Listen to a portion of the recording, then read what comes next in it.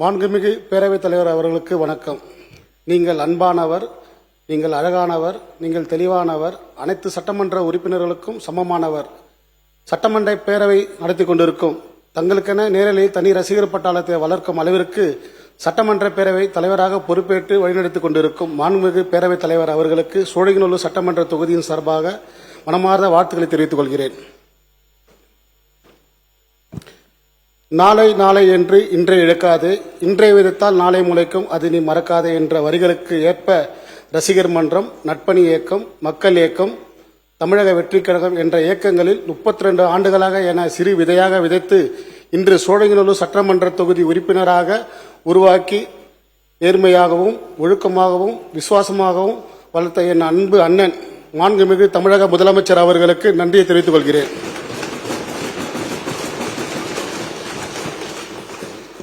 நீச்சல் பழகுவதற்கு சிறு வயதில் என் அப்பா கிணற்றில் தூக்கி போட்டு எப்படியாவது நீந்தி வா என்று சொன்னது போல் என்னை அரசியல் என்ற களத்தில் பயிற்சி கொடுத்து வெற்றி பெற்று வா என்று களமாட வைத்த எனது அரசியல் வழிகாட்டி மாண்புமிகு ஊரக வளர்ச்சித்துறை மற்றும் நீர்வளத்துறை அமைச்சர் என் பாசத்துக்குரிய அண்ணன் அவர்களுக்கு மனமார்ந்த நன்றியை தெரிவித்துக் கொள்கிறேன். சோழிங்கநல்லூர் சட்டமன்ற தொகுதியில் முதல் முறையாக அரசியல் களம் கண்டு முதல் முறையாக தேர்தலில் போட்டியிட்டு ஒரே தலைவர் ஒரே முகவரி என்ற அடிப்படையில் ஈசிஆர் சரவணன் என்ற எனக்கு தளபதி கொடுத்த முகவரியில் தமிழ்நாட்டிலேயே பெரிய தொகுதி அதிக வாக்குள்ள சோழிங்கநல்லூர் சட்டமன்ற தொகுதியில் 2,20,382 வாக்குகள் பெற்று 96,780 வாக்குகள் வித்தியாசத்தில் வரலாறு காணாத வெற்றி பெற சேர்ந்த எனது சோழிங்கநல்லூர் சட்டமன்ற தொகுதி மக்களுக்கு என் உயிர் உள்ளவரை உண்மையாக உழைப்பேன் என்று உளமாற உறுதி அளிக்கிறேன். இந்த நேரத்தில் எனது கோடான கோடி நன்றிகளும் தெரிவித்துக் கொள்கிறேன்.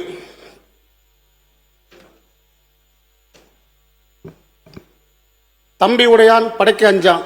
என்னுடன் இணைந்து தேர்தல் பணிகளை இரவும் பகலமாக சிறப்பாக வாக்கு சேகரித்து எனது வெற்றிக்கு உறுதுணையாக நின்று என் ஆறுயிர் கழக தம்பிகளுக்கும் தமிழக வெற்றி கழகத்தின் சிங்க பெண்களுக்கும் மாவட்டம், பகுதி, வட்டம், ஒன்றியம், ஊராட்சி, வார்டு சார்பணி நிர்வாகிகள் அனைவருக்கும் எனது நேசமான பாசமான நன்றிகளை தெரிவித்துக் கொள்கிறேன்.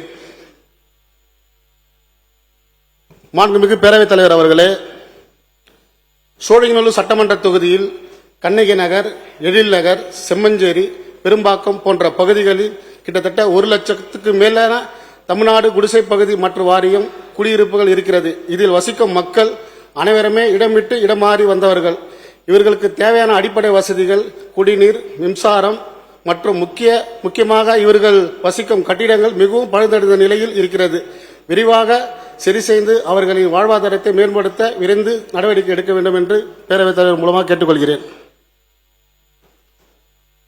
மாண்புமிகு பேரவைத் தலைவர் அவர்களே, சோழிங்கநல்லூர் சட்டமன்ற தொகுதியில் உள்ள பெருங்குடி அருகில் உள்ள கல்லுக்குட்டை என்ற பகுதி 228 தெருக்கள், 16,000 குடும்பங்கள் 25 ஆண்டுகளாக மக்கள் வாழ்கின்றன. இவர்களுக்கு தேவையான நிலப்பட்டா, சாலை வசதி, குடிநீர் மற்றும் கழிவுநீர் கால்வாய்கள் செய்து தர வேண்டும் என்று பேரவைத் தலைவர் மூலமாக கேட்டுக்கொள்கிறேன்.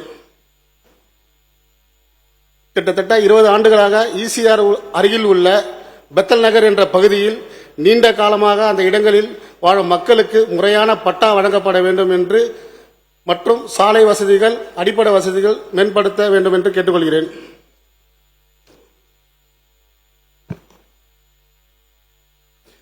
மாண்புமிகு பேரவைத் தலைவர் அவர்களே, மக்கள் நீண்ட காலமாக இடங்களில் குடியிருந்து வந்த போதிலும் அவர்களுக்கு இதுவரை முறையான பட்டா வழங்கப்படாததனால் தங்கள் வீடு மற்றும் நிலங்கள் தொடர்பான உரிமையை உறுதிப்படுத்தி முடியாத சூழ்நிலையில் உள்ளது. குடியிருப்புகளை அரசு அதிகாரிகள் நேரடியாக ஆய்வு செய்து சட்ட விதிமுறைகளுக்கு உட்பட்டு பட்டா வழங்குவதற்கான சிறப்பு நடவடிக்கை அரசு மேற்கொள்ள வேண்டும். மாண்புமிகு பேரவைத் தலைவர் அவர்களே, கொட்டிவாக்கம் முதல் சோழிங்கநல்லூர் வரை பி கனால் என்ற இருப்பதனால் 3 மாதத்துக்கு ஒரு முறை ஆகாய தாமரை செடிகளை அகற்ற பணிகள் கண்டிப்பாக செய்ய வேண்டும். பரங்கிமலை ஒன்றியத்துக்கு உட்பட்ட பெரும்பாக்கம், சித்தலப்பாக்கம், வேங்கைவாசல், ஒட்டியம்பாக்கம், மேடவாக்கம், கோவிலம்பாக்கம், நன்மங்கலம் ஆகிய ஊராட்சிகளிலே அடிப்படை வசதிகளையும் தடையில்லாமல் கிடைக்க வேண்டும். தரமான சாலைகள் வசதி செய்ய வேண்டும். மாண்புமிகு பேரவைத் தலைவர் அவர்களே, சோழிங்கநல்லூர் தொகுதி அருகில் உள்ள பள்ளிக்கரணை முதல் பெரும்பாக்கம் வரை அதிகமாக ராம்சார் தலங்கள் இருப்பதனால் ராம்சார் தலங்களை பற்றி சந்தேகங்கள், குழப்பங்கள் பொதுமக்களிடையே நீடிக்கிறது. ஆகையால் ராம்சார் தலங்களை பற்றி முழு விவரங்களையும் மற்றும் வழிகாட்டுதல் படியும் அரசு விரிவாக மக்களுக்கு விழிப்புணர்வு அளிக்க வேண்டும் என்பது இந்த இடத்தில் நான் வலியுறுத்தி கேட்டுக்கொள்கிறேன்.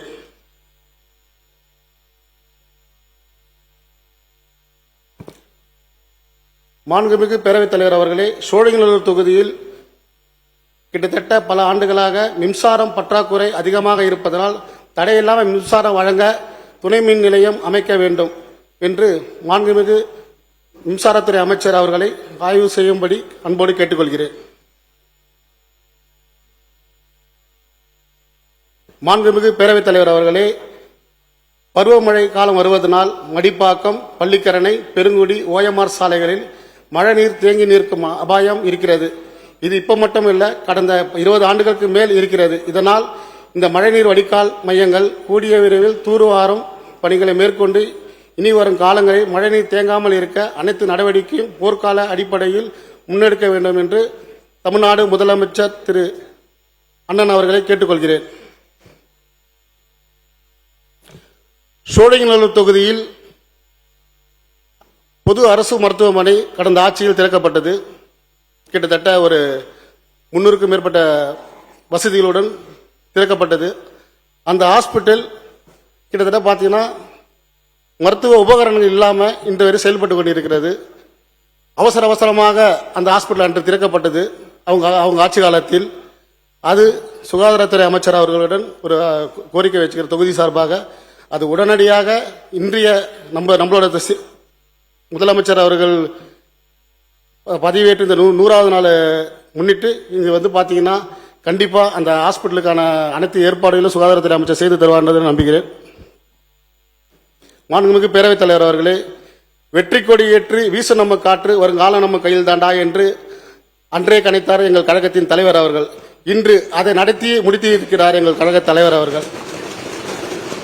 என் வாழ்வும் என் உழைப்பும் தளபதிக்காக எனக்கு பேச வாய்ப்பளித்த மாண்புமிகு தமிழக முதலமைச்சர் அவர்களுக்கும் மீண்டும் ஒரு முறை நன்றி கூறி அமர்கிறேன். நன்றி, வணக்கம்.